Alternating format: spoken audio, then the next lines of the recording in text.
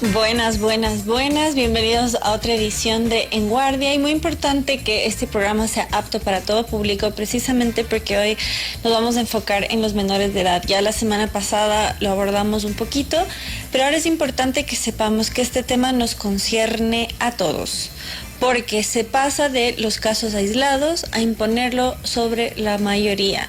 Y es la cuestión de la niñez trans. Ya fue aprobado por la Corte Constitucional que en todo el sistema educativo se ha impuesto esto. Es decir, aunque usted elige educación privada, tenga.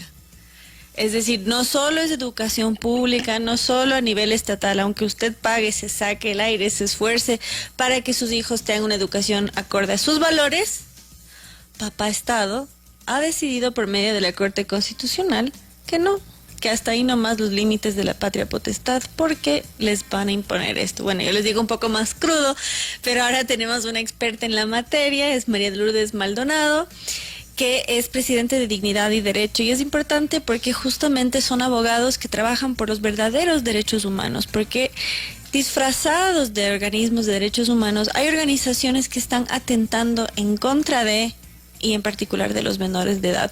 Entonces, perdón si lo digo crudamente, pero bueno, Luli ya sabe a qué atenerse cuando viene. Importante también decir las cosas sin tapujos, porque lo que acaba de pasar, ayer lo hablaba justo con un amigo abogado, esto está indignando incluso a activistas de LGBT. Porque una cosa son los adultos y sus decisiones y otra cosa es la imposición sobre menores de edad. Una cosa es reconocer a las minorías, casos excepcionales, ganar empatía hacia estos casos, y otra cosa es imponerlo sobre todos, ¿no? Entonces hoy Luli nos va a contar un poquito qué pasó en la Corte Constitucional, cómo afecta esto a todos los niños del Ecuador y por ende también a todos los adultos. ¿Por qué? Porque pasivamente está pasando esto sin que los podamos proteger. Entonces, bienvenida Luli y adelante. Hola Mamela, buenos días. Muchísimas gracias por esta nueva invitación. Para mí siempre es un gusto contigo conversando esta mañana. Bueno, sí, realmente estamos sumamente preocupados por la sentencia de la Corte Constitucional que salió hace un par de días. Es una sentencia que constituye un muy grave precedente en materia de, no solamente de la niñez trans, sino de la niñez en general en el sistema educativo. Y un poco explicar por qué. Primero, porque el contexto de la sentencia o toda la ideología que se refleja en esa sentencia incluye presupuestos filosóficos de género e incluso vocabulario LGTB+, en todo lo que va a significar de hoy en adelante digamos, la normativa en materia de educación y en general el tratamiento de los niños. La Corte asume, por ejemplo, que existe una vulneración de derechos para un menor y tratarle de acuerdo a su autopercepción, conociendo además todo lo que la evidencia empírica nos demuestra respecto a la situación de los niños trans. Y esto es importante mencionar. Primero, como cualquier niño, se encuentran en una fase de desarrollo, de madurez. Evidentemente un niño de 5 años, como yo lo puse recién en un artículo, no le puedes aceptar todos sus deseos, porque no tiene inclusive el conocimiento ni la madurez necesaria para saber si esos conocimientos le van a hacer un bien o le van a hacer un mal, si son conductas que son acorde a su edad y otros factores. Si un padre de familia, pues el padre evidentemente no se la va a dar, porque evidentemente se puede hacer un daño. Entonces, tenemos que partir de la base, y es que los niños no están en la capacidad de entender inclusive las realidades que van viviendo en sus distintas etapas de crecimiento, y para eso estamos los adultos, para justamente irles ayudando. Entonces, nuevamente, el que una sentencia imponga que un niño sea tratado de acuerdo al género con el que se siente identificado es absolutamente absurdo y le puede traer daños inclusive al mismo niño en el evento, por ejemplo, de que se trate, como demuestra la evidencia, del más del 80% de estos casos en los que son situaciones transitorias que se superan en la adolescencia y en la mayoría de edad. Entonces, forzar una transición a tan corta edad es sumamente grave, incluso para el propio niño trans. Luego, nuevamente en la sentencia se recogen terminologías o conceptos propios de la teoría de género que sabemos que no se justifican ni por la ciencia ni por el derecho, que son absolutamente absurdas, como el pensar que el sexo termina siendo una autopercepción de la persona, es decir, que no hay una realidad biológica y científica atrás. Y eso es la teoría de género, y eso no puede estar en una sentencia. Es realmente bochornoso que una sentencia reconozca algo que no siquiera está amparado en la ciencia, ¿no? Y por último, que es quizás lo más grave, bueno, aunque en gravedad es difícil valorar, pero en principio es la imposición que hace esta sentencia para que el Ministerio de Educación elabore protocolos que no, y esto es importante entender, no significa un protocolo de acompañamiento, se menciona como que fueran protocolos de acompañamiento a niños trans, pero no dejemos de lado que le está diciendo cómo tiene que hacer ese acompañamiento. Es decir, los expertos, y yo me atrevo a decir, justamente los educadores, los psicólogos que atienden a niños, conocen más que cualquier juez de la Corte Constitucional, más que tú y yo, Mamela, justamente el tratamiento que deben tener estos niños, ¿no es verdad? Y ellos se toman la potestad de decir qué tipo de contenido puede tener este protocolo que tiene que desarrollar el Ministerio de Educación, lo cual es muy, muy grave. Perdón, permítame interrumpir un segundo, algo muy importante, porque hay mucha tela que cortar, pero ya que estamos hablando de educación, estamos hablando de ciencia, es importantísimo que haya una base de verdad, porque mandamos a los niños a la escuela para que aprendan. Y si no existe la verdad, si todo es relativo, si pueden elegir hasta ser hombre y mujer, es muy difícil educar. Además, ¿dónde queda la autoridad? Y esto es un problema que se está viendo en todas las escalas, más allá del tema de la ideología de género, que ya no hay la autoridad, esa jerarquía adulto-adolescente, esa jerarquía maestro-alumno, ¿no? Y ahora peor, si no hay sustento en la realidad, en la verdad, en la ciencia, en la evidencia. Y perdón si soy indelicada, pero ya que hablamos de lo empírico, yo quiero destacar algo que creo que no destacamos lo suficiente en el ámbito profesional, laboral y mediático. Luli, además de ser presidente de Dignidad y Derecho, es madre de 4. Entonces, eso es muy importante. ¿Por qué? Porque es evidencia empírica de cómo son los niños y adolescentes. Y otra cosa también es de evidencia empírica que se puede ser madre y profesional y destacada. Porque mucho del rechazo que puede haber hacia la feminidad es precisamente por estos limitantes que nos quieren hacer creer. Y asimismo, este renegar de la masculinidad porque se ha demonizado al varón. Entonces, en lugar de enseñar a los niños a amarse, amar ser hombre, amar ser mujer, se ha estado demonizando lo que es ser hombre, se ha estado no tanto demonizando quizás, pero sí confundiendo lo que es ser mujer. Entonces tenemos problemas muy de base, y si no hay una base en la verdad, va a ser muy difícil educar. Y digo esto sobre todo porque quizás alguien pase el día y le dice, está hablando sobre un tema que no me afecta. Nos afecta a todos, porque nuevamente ya no solo se limita a la niñez trans, sino a todos los niños y a todo el sistema educativo, y también al sistema, digamos, porque es la Corte la que lo emite. Entonces hay una cosa también que es, perdón que use estos términos, pero un abuso de poder. Porque la Corte Constitucional, en lugar de respetar las leyes vigentes, está legislando y se está adjudicando el poder de decir qué se puede hacer en el sistema educativo. Entonces se está atribuyendo poderes muy fuertes que afectan a todos. Entonces, si nos escuchan o cuando nos vean, tener esta reflexión de qué poder se le está entregando. Entonces, un poquito eso que creo que es importante, qué difícil va a ser vivir en sociedad cuando no hay una base en la verdad, donde todo es relativo y donde la opinión de un niño es autoridad, ¿no? Entonces los niños tienen criterios valiosísimos, son súper esperanzadores, son súper chistosos, súper lindos, nos revitalizan. Pero de ahí a que si un niño me dice, soy tal cosa, esa es la realidad, hay un abismo. Y eso es lo que está pasando en la actualidad.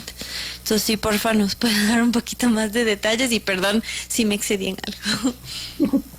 Sí, y todo lo que tú mencionas es muy importante, y creo que es importante también distinguir cada uno de los temas para analizarlos a profundidad.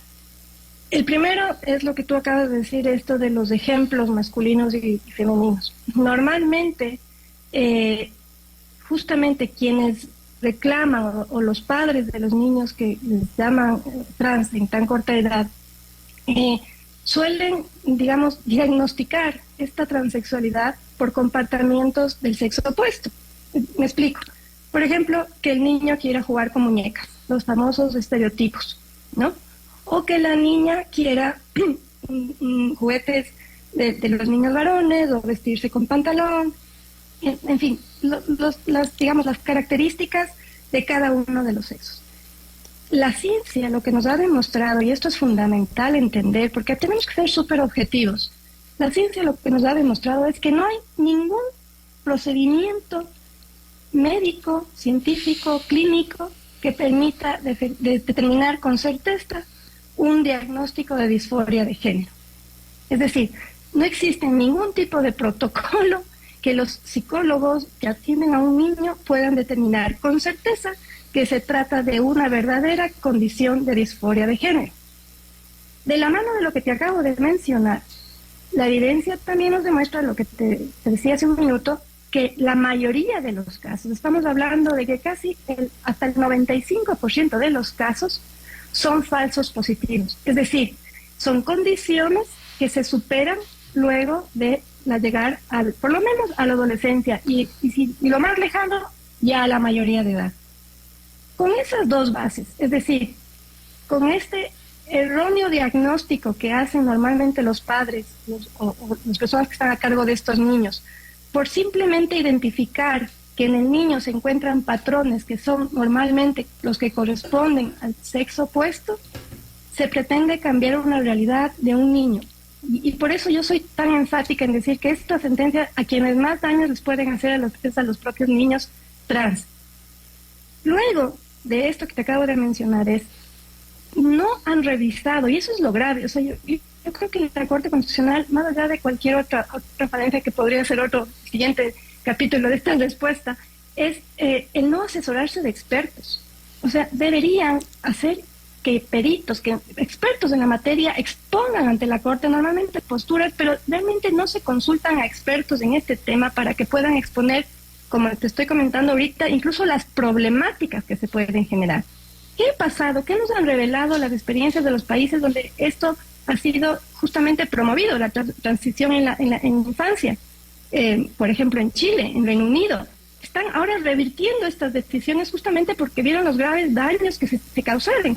Uno de ellos es justamente el daño emocional, el grave daño emocional de estos niños que se exponen a una transición total y luego se arrepienten.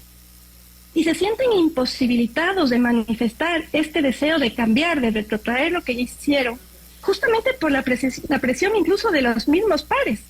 O sea, los mismos que se encuentran en ese grupo y que en un momento fueron quienes los animaron a ejercer acciones del activismo y todo lo demás, luego les condenan por haber cambiado de decisión.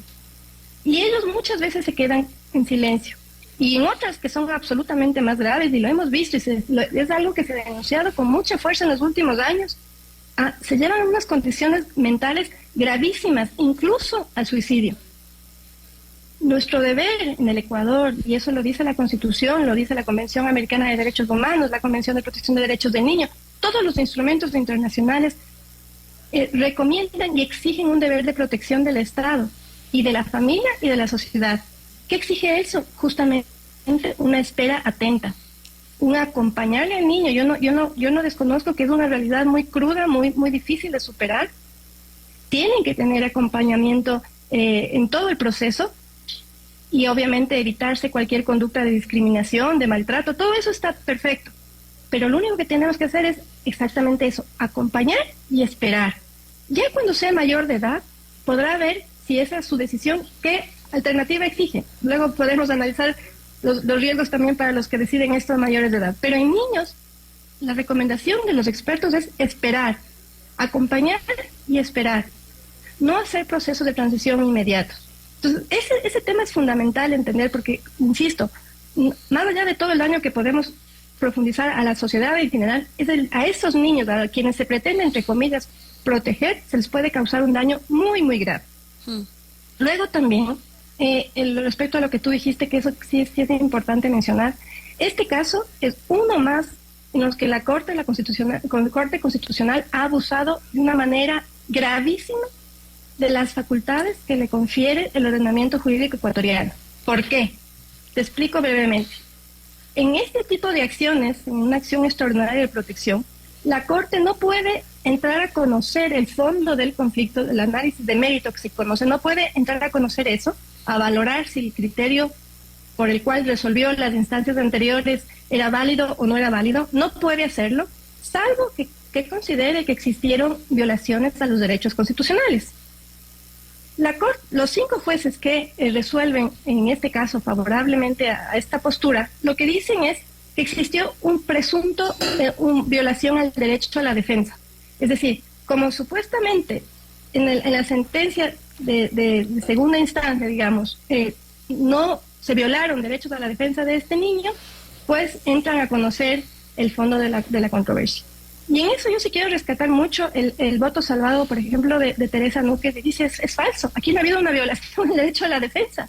La sentencia de la Corte de la Corte Provincial que conoció en segunda instancia este caso, pues es muy clara y dice, estos son los hechos, esto es lo que el colegio hizo, no hubo violación, y llega a la conclusión de que no había una violación de derechos. Entonces, realmente, y luego también la doctora Carmen Corral y el doctor Herrería fundamentan y exponen y van un poquito más allá. Pero eso es fundamental. La Corte trata de agarrarse, o 5 jueces de la Corte Constitucional tratan de agarrarse de donde puedan para entrar a cambiar el criterio de los jueces de segunda instancia. Esto es muy grave porque es, como le digo, manipular de alguna manera los recursos que están previstos en nuestra Constitución exclusivamente para garantizar aquellos casos de los que efectivamente hay una violación de derechos. Y en este caso no hubo violación de derechos porque simplemente el colegio y el Ministerio de Educación, a través de la Dirección Regional o Zonal, sí hicieron o sí tuvieron comportamientos para apoyar a estos niños. Por ejemplo, una de las cosas que se acusaba es que se hacían líneas para distinguir, digamos, la línea de varones y la línea de mujeres. Entonces el colegio tomó como medida el suprimir la distinción y que haga una sola línea para que ocupen los dos sexos y no haya distinción entre el sexo femenino y masculino y el niño no se sienta discriminado. Otra medida, por ejemplo, fue él no se sentía cómodo utilizando el baño de los niños, pues le vamos a habilitar el baño que es exclusivo de los profesores para que pueda utilizar ese baño. Entonces, la Corte, o sea, alegando que es falso que el colegio no haya tomado medidas para acompañar a este niño, lo que dice es esas medidas no son suficientes. Entonces está entrando, como te decía, a analizar el fondo del conflicto. Entonces para la Corte no es suficiente, pero ahí estamos en un tema de valoración. O sea, lo que a mí me parezca correcto para ti puede ser incorrecto, es un tema absolutamente subjetivo y en el derecho no podemos manejarnos por subjetividades. Y peor en temas tan importantes como te decía, que los que tenemos que hacer por lo menos una evaluación de expertos que nos digan, ok, esa situación en particular tiene que ser tratada de esta manera. No se puede sentar un precedente de este tipo por ideología. Definitivamente que no. Y más aún sin revisar tanto la evidencia científica como la evidencia, lo que hemos visto y constatado se ha dado en otros países. Podemos seguir hablando de todo lo que hemos visto, por ejemplo, en el tema deportivo. ¿Qué es lo que han dicho? ¿Qué dice esta sentencia? Que se le impidió hacer actividades deportivas con las niñas. Hace pocos meses en las Olimpiadas vimos cómo mujeres eran destrozadas contra contrincantes transexuales, que eran hombres. Es que hay diferencias biológicas que tienen su razón de ser, no es un invento. Entonces, ese tipo de conductas que para el criterio de los 5 jueces debían haberse adoptado en el colegio, ni siquiera tienen un análisis, científico que sustente ese pronunciamiento. Y más aún, cuando, como te digo, no tenían la facultad para admitir ese tipo de pronunciamientos. Qué importante esto que nos dice, efectivamente, y fue toda una disputa lo de los Juegos Olímpicos, sobre todo por el boxeador argelino, que evidentemente tenía rasgos masculinos, y es más, hubo una boxeadora italiana que le hicieron tanto bullying que se retiró, porque dijo, nunca en mi vida me sentí tan abrumada porque boxeó contra un varón. Es un muchacho que nació con una condición congénita, que sus genitales no era claro si era masculino o femenino, tenía los testículos retraídos, entonces, bueno, como es apto para todo público, quizás son demasiados detalles de lo que podría decir, pero básicamente su parte reproductiva no era clara, ¿ya? Entonces sus papás le crían como niña, pero evidentemente cuando entró en la adolescencia fueron apareciendo con cada vez más fuerza sus rasgos masculinos y ahora incluso cómo se viste, cómo camina, como todo, ¿no? Y eso negar esto, pero evidentemente hay una diferencia física. Ahora, para quienes no conocen quizás en profundidad el caso, ¿qué fue lo que pasó? ¿De qué se denuncia el colegio? Si se puede saber un poquito más de detalles y sobre todo, ¿cómo afecta esto a otros colegios? Sí, a ver, este caso es muy sencillo. Se trata, además de un niño español que vino, se inscribió en un colegio de la costa ecuatoriana cuando tenía 5 años. Los padres del niño le comentaron al colegio que estaba en un proceso de transición de género o de determinación del género y pedían que se tome en cuenta este elemento para que el niño pueda ser acompañado como correspondía. Los padres fueron insuficientes, entonces presentaron una denuncia en el Ministerio de Educación, en la dirección zonal de ese lugar. El Ministerio de Educación emitió unas recomendaciones, algunas fueron tomadas en cuenta, otras no, pero como insisto, no eran suficientes, presentaron una acción con el objeto de que se repare supuestamente esta violación de derechos. En definitiva, como te decía hace un minuto, la Corte lo que resolvió es que el niño tenía derecho a ser tratada como niña. O sea, eso es en definitiva. Es decir, ocupar los baños femeninos, utilizar el uniforme de mujer, practicar las actividades deportivas con el grupo de las niñas. Esto es importantísimo. Alegaban que hubo una vulneración de derechos porque en el título, imagino que de graduación, porque estamos hablando de un niño de 5 o 6 años de edad, en el título de graduación se hizo constar el nombre que aparece, obviamente, en sus documentos de identificación. Documentos de identificación que además yo supongo que fueron otorgados en España, que además sabemos que tiene una normativa más amplia en estos temas normalmente, pero que le reconocían con el nombre masculino y el sexo masculino. Entonces ellos pretendían o alegaban que había una vulneración de derechos porque en el título se hizo constar su nombre, digamos, masculino y que incluso ya no pudo participar en la graduación porque estaba muy afectada por ese tema. Entonces aquí hay que ser clarísimos. Primero, que existe una obligación del Estado de hacer constar en los documentos de identidad de los niños el sexo biológico. No hay forma de modificar el sexo en los documentos de identificación, a pesar de que hay otro caso en la Corte, que ya creo que lo hablaste la semana pasada, pero que pretende justamente que ahora también se permite ese cambio en los documentos de identidad. Entonces, en principio, no solo que el colegio no hizo nada, sino que tenía una prohibición legal para hacer un cambio en el título por cuanto había el colegio utilizado los documentos de identificación del niño. Entonces no podíamos generar, digamos, irse en contra de la ley, inclusive para poder hacer ese cambio. En ese tema es puntual, lo que dice la Corte es que debía hacer como que 2 títulos, uno social y uno, el original, digamos, el que debía tener el niño con el nombre masculino, pero que tenía que dar un título con el nombre social para que podría él sentirse cómodo en el espacio educativo. Y ahí consideran que el no haberse hecho, pues se viola el derecho a la educación en el sentido de la dimensión de la adaptabilidad, porque no se le permitía a él estar cómodo, digamos, en este evento de graduación. Entonces, imagínate lo que es llegar a eso, ¿no? O sea, ya estamos incluso alterando todo el sistema jurídico, ¿no? O sea, todo y además crear una situación paralela, ¿no? Títulos sociales y títulos oficiales. Entonces, a ver, o sea, es que toda la teoría de género se basa justamente en eso, ¿no? En tratar de esconder la realidad, como es la diferenciación del sexo biológico, ¿no? Entonces, pero bueno, independientemente de eso. Perdón, antes de continuar con ese tema, tenemos que ir a una pausa comercial. Y solo una breve aclaración. En español no tiene un nombre consagrado, pero en inglés el nombre con el que fuiste bautizado, con el que fuiste inscrito, se llama dead name, tu nombre muerto. Es decir, como si fuese un nuevo renacer en la vida, esa transición. Entonces, muy fuerte los términos que se usan y veremos cómo los llaman ahora en español. Así que vamos a ver ahora cómo este caso ahora se afecta a gran escala para todos los niños del Ecuador. No se lo pierdan con María de Lourdes Maldonado de Dignidad y Derecho después del corte comercial. Unos consejos comerciales y enseguida regresamos con más de En Guardia.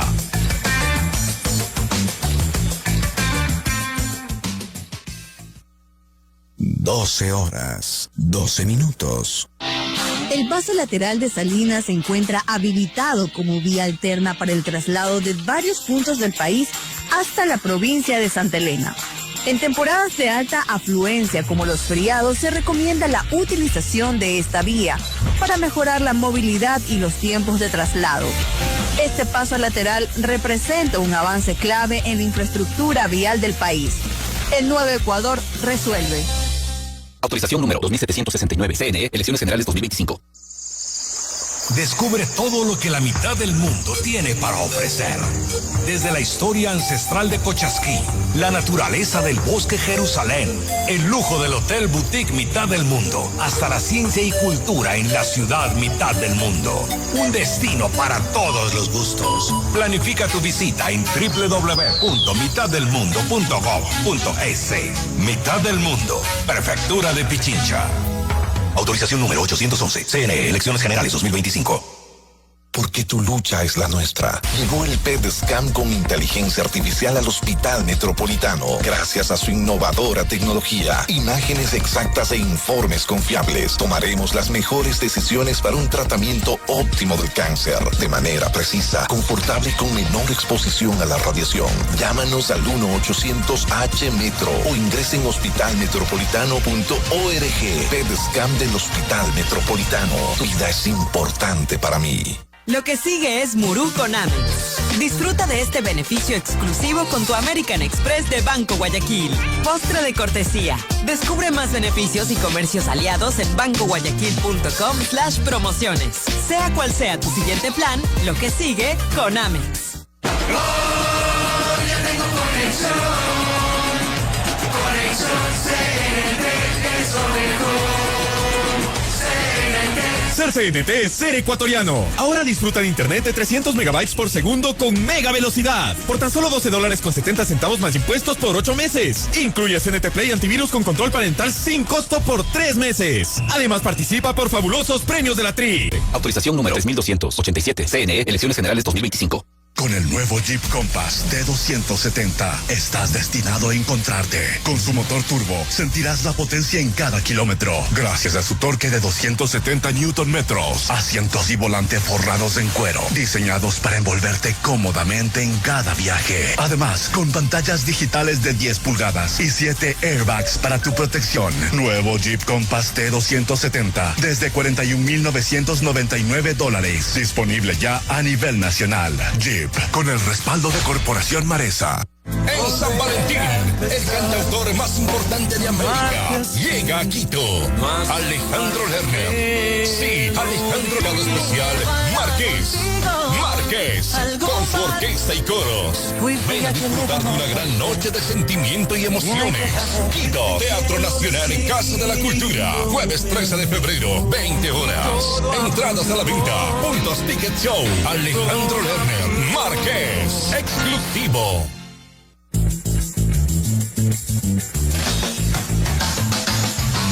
Con los guantes bien puestos, estamos de regreso en Guardia con Mamela Viallo Flor. Buenas. Para quienes recién llegan, estamos ahora al aire con María de Lourdes Maldonado, abogada de Dignidad y Derecho, que está bien metida en el tema de la Corte Constitucional en defensa de la infancia frente a este peligro. ¿Y un peligro por qué? Precisamente porque la Corte Constitucional impuso este tema de las supuestas infancias trans en la educación de forma transversal, es decir, ya no se trata de un caso aislado, de ser empáticos con estos niños, sino que ya a nuestros niños, a todos, se les adoctrine con estos temas. Entonces, si por favor nos puedes contar un poquito cómo afecta esto a todas las infancias del Ecuador. Claro, Mamela. A ver, como te comentaba, el gran problema de esta sentencia es que le impone al Ministerio de Educación el deber de elaborar un protocolo para aceptar y acompañar a los niños que se encuentran en esta condición. A mí lo que más me llama la atención es esta palabra aceptar, ¿no? Aunque nosotros coincidimos en que ningún niño o niña con disforia de género debe ser discriminado o recibir tratos inhumanos, no compartimos de ninguna manera que esto quiera significar que se deben suprimir las diferencias por sexo biológico en los espacios educativos. Y esto también tiene su explicación. Como tú mencionabas, soy madre de 4 y he venido educando jóvenes y niños desde hace más de 15 años. Han pasado más de 300 o 500 niños de mis manos, digamos yo. Y es importante justamente que los niños puedan identificar aquellas condiciones que son propias de su sexo, ¿no? O sea, incluso hablando un poco más profundo, el tema, por ejemplo, de utilizar los baños, ¿no? La separación de baños entre hombres y entre niños y niñas tiene su razón de ser. Y no es un invento de alguien que se le ocurrió que debía ser así. O sea, es evidente porque nuestros cuerpos son diferentes, porque incluso la forma en la que hacemos nuestras actividades es diferente, entonces evidentemente se necesita un mayor espacio privado para cada uno de los sexos. Y además, nuevamente, en el querer imponer, por ejemplo, que los varones puedan ocupar los baños de las niñas o al revés, ya se ha intentado en algunos países, ya lo habíamos comentado antes, y se ha visto graves problemas. Incluso graves casos de abuso sexual, de acoso. Cuando hablamos de los niños, a veces nos imaginamos solo los niños pequeñitos de 5 años, pero no nos olvidemos que son niños hasta los 18 años. Y yo tengo una hija de 17 años y no quisiera pensar lo incómodo que ella se sentiría de ver que un niño, aunque se identifique como niña, pero un niño al fin, con un cuerpo de niño, ocupe sus baños y le exponga a ella incluso a algún tipo de invasión de su privacidad, ¿no? Entonces, esto es importante. Luego lo que mencionábamos antes, ¿no? El rato que se obligue a los colegios a permitir que las actividades deportivas se realicen no con la división tradicional de sexos de masculino y femenino, sino en base a lo que cada uno se identifique, pues puede generar graves, digamos, injusticias. Yo hablaría de injusticia social, ¿no? Yo también como una feminista acérrima, pero de las positivas, quisiera decir eso, ¿no? O sea, a las mujeres nos ha costado tanto ocupar espacios en competencias deportivas, tener, bueno, tú sabes igual que yo toda la lucha que ha habido atrás justamente de poder llegar a estos mismos espacios que los varones, y que ahora en los espacios que han sido reservados para las mujeres pues nos invadan quienes tienen por anatomía otro tipo de potencialidades que son propias del sexo masculino, pues es absolutamente injusto. Y lo mismo al revés, ¿no? Es horrible porque no puedo, o sea, me siento que si es que yo voy a chocarle, le puedo hacer daño. O sea, tiene esa concepción de que la mujer es más delicada en este sentido y que no puede ir a golpearle. Entonces, son cosas que son naturales, ¿no? Aunque a veces esas diferencias no sean tan claras, pero pueden ser naturales. Y es justo, y lo justo es que nuestros niños, nuestros adolescentes, se desarrollen en ambientes que permitan generar su propia identidad con transparencia, no forzando la realidad, no forzando la realidad, y más allá con todos los abusos que, como te comentaba, se han dado, especialmente por este tipo de temas, por la invasión de un sexo en el espacio del otro. Y algo que también es muy, muy importante es que esta decisión de la Corte es un muy grave precedente sobre los derechos de los padres. Tú mencionabas al inicio, ¿no? Uno elige el colegio, incluso muchas veces es un esfuerzo económico para que el niño esté en el colegio que tú quieres y porque coincides con los valores del colegio, y de pronto el Ministerio de Educación, quien dicho sea de paso también está siendo forzado a través de esta sentencia a imponer protocolos en base a una ideología que no aceptamos, muchos no aceptamos, yo me atrevería a decir que la gran mayoría de gente no lo acepta, justamente porque fue decisión de 5 jueces. Entonces, por más esfuerzos o por más coherencia que uno haga poniéndole a tus hijos en el colegio que tú prefieres, porque justamente estos valores pues, puede ser borrado de noche a la mañana, justamente porque hay una imposición de la Corte Constitucional a que esta ideología o esta teoría de género se imponga en los colegios. Eso es muy grave. También pensemos en ese tema, por ejemplo, hay los colegios que están justamente divididos por sexos, ¿no? Hay colegios solo para mujeres y colegios solo para varones. ¿Qué implicaría, qué alcance, eso no lo podemos saber, qué alcance va a tener esta sentencia en el futuro? Esto quiere decir que los colegios que son para mujeres se verán obligados a recibir niños que se consideran mujeres. Entonces se pierde un poco nuevamente de la esencia que además, nuevamente, insisto, no es una invención de alguien, es una división que se ha hecho justamente amparada en la biología humana, en la evidencia de las diferencias que existen de sexo, porque existen diferencias, y cómo deben ser tratados justamente los niños y las niñas, incluso en el desarrollo de sus capacidades. Se sabe que los hombres, por ejemplo, tal vez tienen un desarrollo motriz mucho más fuerte o más avanzado que las niñas tienen otro tipo de ventajas. En fin, es borrar de buenas a primeras todos los estudios que se han desarrollado a través de toda la historia de la humanidad, justamente para hacer esta diferenciación en la formación de los niños y las niñas, ¿no? Entonces, es muy grave. Yo como madre de familia, como tú decías, realmente incluso llamo a un derecho a la resistencia. Yo no estoy de acuerdo en que me impongan cómo o qué contenido tienen que tener mis hijos. Por el contrario, creo que tenemos que ser fuertes y exigir de parte del Ministerio de Educación transparencia en este tema, y que nuevamente se permita o se haga respetar el derecho de los padres de decidir sobre los contenidos que van a ver nuestros hijos y el tipo de tratamiento que van a recibir en cada colegio, sin que esto signifique de ninguna manera, y eso sí tengo que ser tajante, algún tipo de discriminación a los grupos que son diferentes. Al contrario, lo que yo sugiero es que en estos protocolos haya un verdadero acompañamiento para estos niños, para su proceso de identificación justamente de lo que ellos están viviendo, y que puedan superar esta condición en el futuro, si es que es la voluntad de ellos, ¿no? Wow, como dice el refrán, vine buscando plata y me llevo oro. Aquí se está llamando al derecho a la resistencia.